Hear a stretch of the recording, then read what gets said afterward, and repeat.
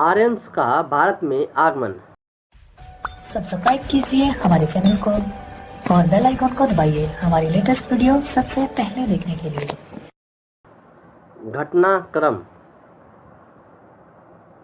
1500 BC और 600 BC के युग को पूर्व वैदिक युग, ऋग वैदिक काल तथा बाद के वैदिक युग में विभाजित किया गया।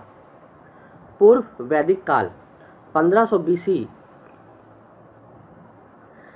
से 1000 बीसी यह वह युग था जब आर्यंस भारत पर आक्रमण कर सकते थे। बाद का वैदिक युग 1000 बीसी से 600 बीसी। प्रारंभिक घर व पहचान। आर्यंस चरवाहे थे, यानी वह खेती बाड़ी नहीं करते थे। उन्होंने कई जानवर पाले थे, परंतु घोड़े इनमें सबसे महत्वपूर्ण थे।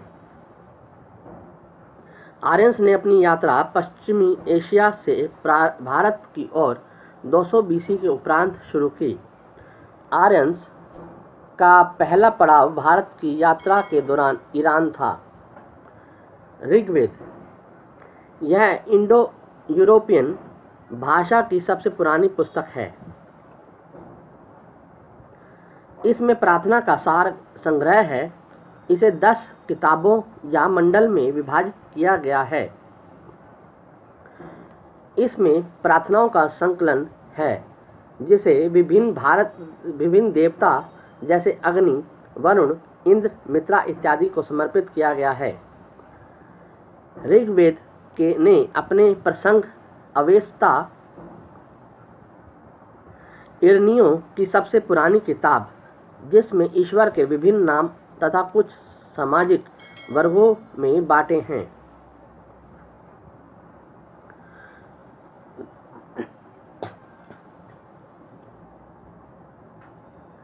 वैदिक काल में नदियां।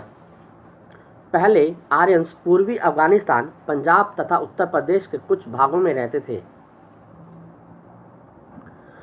कुछ नदियां जैसे कुंभ, सरस्वती, सिंधु और इसकी का ऋग्वेद में उल्लेख किया गया है। सप्त सिंधु या सप्त 7 मुख्य नदियों के समूह का भारत के ऋग्वेद में उल्लेख किया गया है। वह 7 नदियां शायद इनके बीच में थी। नंबर 1 पूर्व में सरस्वती, पश्चिम में सिंधु, नंबर 3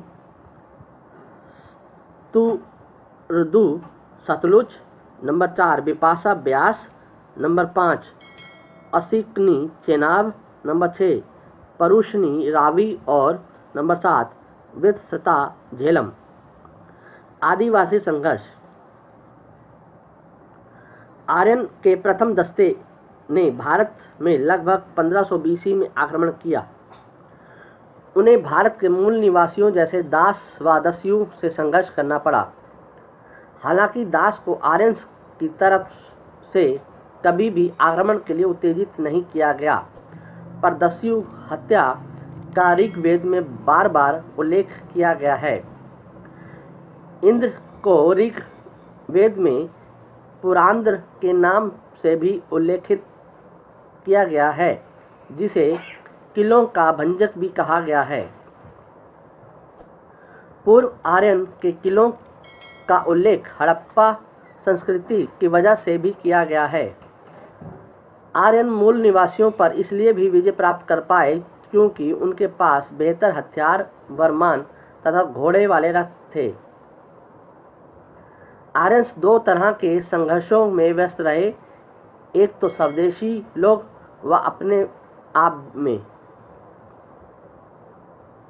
आर्यन को 5 आदिवासी जातियों में विभाजित किया गया, जिसे पंच जन कहा गया तथा गैर आर्यन की भी मदद प्राप्त की।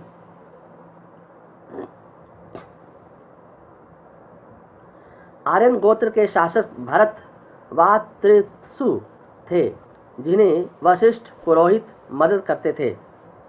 भारतवर्ष देश का नाम राजा भरत के ऊपर रखा गया। 10 राजन युद्ध। भारत पर भरत गोत्र के राजा ने शासन किया तथा उन्हें 10 राजाओं का विरोध भी झेलना पड़ा। 5 आर्यन तथा 5 गैर आर्यन।